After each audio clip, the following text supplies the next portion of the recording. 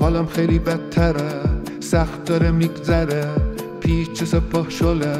در حال شارشاره، نظام داره میره به باد، ندارم وقت زیاد، چنگ زدم به هسته این دل ما میخواد، در نخوره هوام در نیاد یک دفعه ای بابام، ملت توی خیابون میامد جوری برام، میدونم که راهی نیست واسه من تروریست، این ترسم سپاه بره توی لیست. همش چاپیدیم دیگه ترکیدیم تو وضع بیریخت، حالا ترسیدیم، آره ترسیدیم، آره لرزیدیم، همش تحریم و زیر تهدیدیم. وای چیکار کردی با نظام، وای چیکار کردی، چیکار کردی، چیکار کردی با نظام، وای چیکار کردی، چیکار کردی، چیکار کردی با نظام، وای چیکار کردی، چیکار کردی.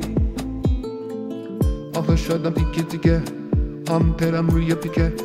وقتی نمون ماسمالی خانم از این افتشاشا تلافیکه،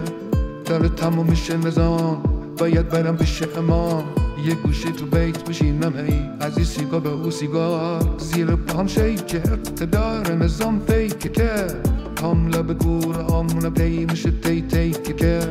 نگاسمون بشار رئیسی خورد به دیوار، نیابت این تار و مار همه به من میگه سر مار. همش چاپیدیم دیگه ترکیدیم تو وضع بیریخت، حالا ترسیدیم، آره ترسیدیم، آره لرزیدیم، همش تحریم و زیر تهدیدیم. وای چیکار کردی با نظام، وای چیکار کردی، چیکار کردی، چیکار کردی با نظام، وای چیکار کردی، چیکار کردی، چیکار کردی با نظام، وای